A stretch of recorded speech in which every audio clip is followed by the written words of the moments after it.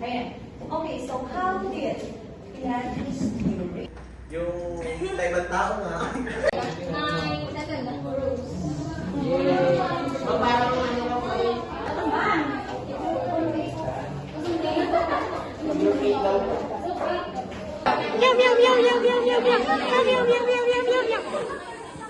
Hi guys! Welcome back to my YouTube channel, and for today's video, I'm here at Batangas State University, the National Engineering University, which has received a bomb threat just yesterday. And my reaction, if you're gonna ask for my reaction, it's anticipated actually. Anticipated because UB has received their bomb threat last September, was it? Basta the first one to have been bomb threatened was UB, and then a high school or something. Japanese. Sino ka rabo? Ikaw lang mango dito. This is my vlog about the bomb threat. What can you say about the bomb threat? Ang ina nyo, konti pa, 4th year. But kidding aside, you guys, on a serious note, do not do that. That's not funny, okay? Fuck you all. Pilipino. Ganda ko, Liv. Pilipinong may tapang. Pwede na mag-asawa. Pilipinong may tapang na muling bumangon. Pilipinong may puso.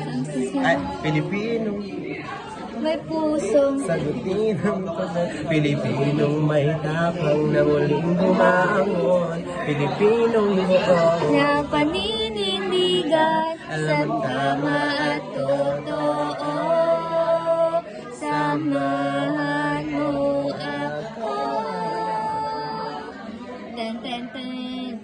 At hindi ko may papangako ang kulay. Are you Lenny or BBM? Lenny or BBM? Nakakanta ka gayang may... Lenny or BBM? Dati ako BBM, parang kailan na. Ew. Joke lang. Mga manay.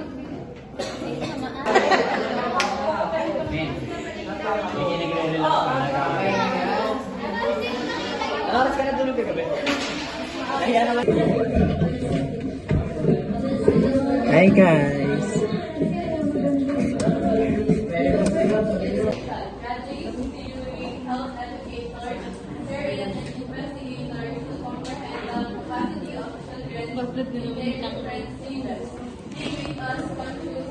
Manay! Manay dyan din! Nagkakagulo na kami dito.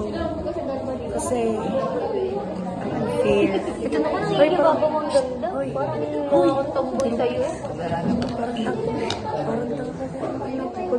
Ano yung pag tinanggal ka, bobo ka. Lilipat ka doon sa may matalim. Ibig sabihin matalino ka. Hindi kasi. Sino yung sasabi ko lipat? Susuntukin ko lang.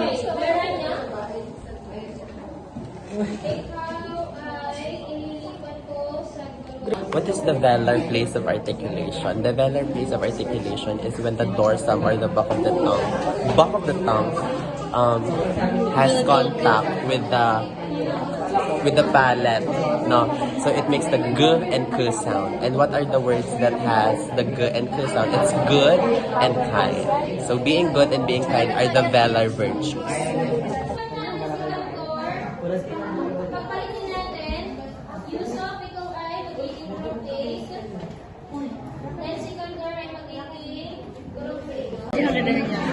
Ayan po. Ganito po ang mga bading.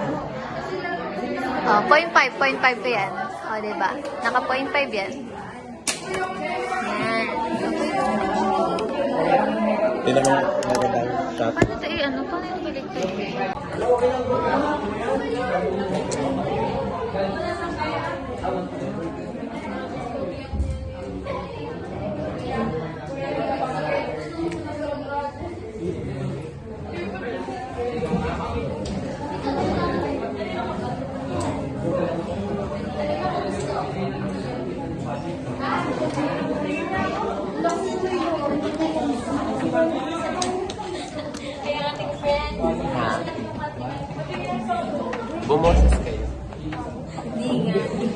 Voiceless. Saka, managlat. Ah.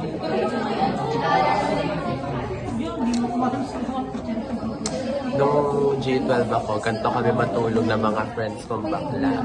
Tutorial to. So, aalisin niyo to para malawak naman ang space.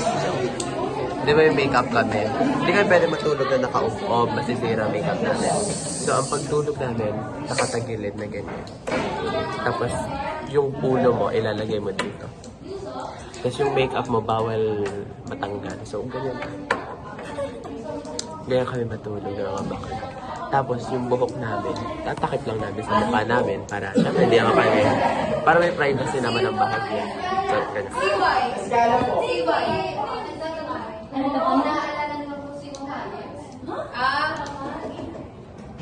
Bobo ko. Baka po Edlin yan.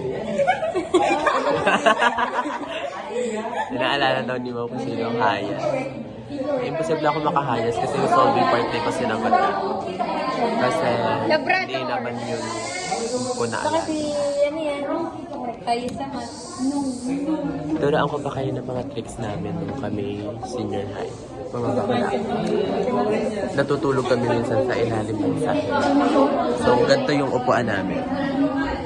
Naglag na iputang kinahaya. So, ito yung upuan, tapos ito yung, may desk, tapos may ilalim. Ginagawa namin. Bababa kami ganyan. Tutulog kami dito. Dito sa upuan.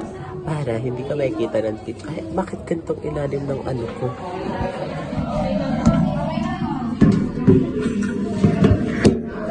may mga bakas ng pencil. Hindi kasi wala ko sharpener. So dito ako nagsha-sharpen. Kinakaskas ko yung pencil. Ang dami ko na na-share sa inyo sa mini vlog na to ha.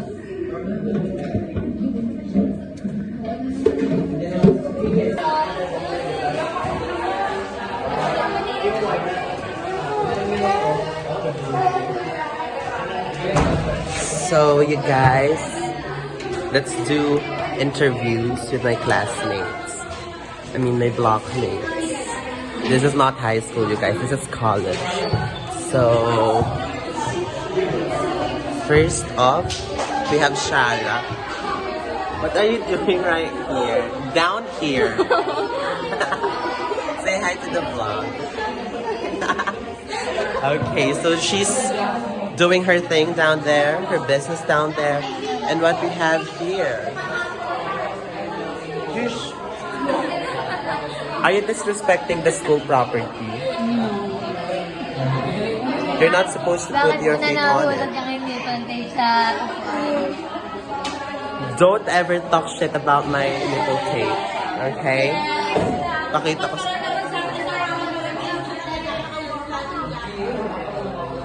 This is a vlog. Nasisira kipit ko. Magkano kaya ako? Tutorial ng kipit. A day in my life, nasira ang kipit edition. Okay. So we have here Rian. What can you say to the people out there watching this vlog? Nothing. Hi guys. This is a vlog, guys. We're gonna post it. So Micah, what can you say to people who use Hanabi as expo? Mga bobos. Sino nag-aaral? Ano yan? May nakalaro ako. Sa talo kami. Anong favorite mong hero sa ML? Kadita. Tunay ka? Nagkakadilan din ako sa mid. Pero nahihirapan pa ako. Sinisimula ko pa siya ganun. Paano siya ginagamit? Ba't iba combo niya? Favorite ko yung... Ano yun? Ano kayo sinasabi niya pag sa ulti? The rattle of the... Yung gayon. Ang galing niya. So mid laner ka. Thank you. Bye. We have here this people. And this people. And this people. And this Raquel Sadiwa. And of course this. So if you will be given a chance to shift forces, or I mean programs. In what program did you shift into? Psychology. You. You will not shift. Biology. Bio. Biochem. Why did you not pursue it?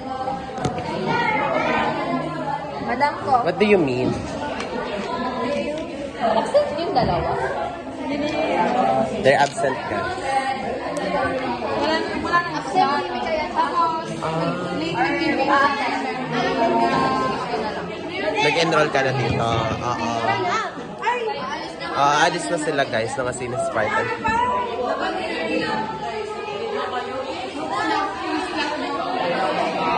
Ang alin? Tapos, biochem, biology. Maalin. Basta you like bio, science. Sinis-Spartan, bye guys. Na-confirm niya na yan sa major niya. Tapos nung na-confirm niya, saka nag-email sa kanya na may slot na sa biology. Ano yun, second choice niya ang AP? Maganda ka lang sa kanya na Eva. Not yet.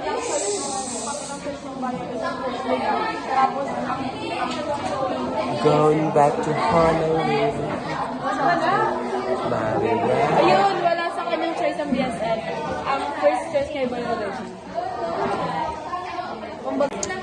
So this is my makeup look. Every Wednesday is the only day of the week that I wear makeup. You know why? I used to wear makeup like the whole week. Yeah, I know it's tiring and exhausting actually, and I don't think it's good. I found it very unhealthy for my skin, and I felt very insecure that I had to wear makeup every day. I was thinking to myself, am I that ugly or something? So yeah. So now my routine is that every week, the only day that I would wear makeup would be on Wednesdays and Saturdays. For Monday, Tuesday, Thursday, and Friday, of course, I would do my skincare, and then I would put some powder, and maybe sometimes I do concealer, and then powder, and then that's it. Lip balm, lip gloss, that's it. It's only every Wednesday and Saturday that I would wear makeup. I don't know, and it feels, tipid din sa products, right? I don't. So my classmates are gone. Kayo gasadya ay mga nagkakating sa klase. Kahit walang professor, instructor, hindi kayo na umaalis dito, ha? And I don't know if you could see, I'm doing something new to my hair. It's thorough shampooing and conditioning. Because, you know, we've lived a life of urgency. Urgency is rewarded. And so, nagmamadali every morning. So, hindi na ako nakakapag-shampoo and condition ng hair ng thorough. So, ngayon, I told myself na, no, that's not something you skip. Especially that I am growing my hair. Diba? Parang hindi ka magiging dugyot, ha? So, ayan siya. Mas nagiging manageable na siya pag nga naman nagko-condition at sina-shampoo ng husay.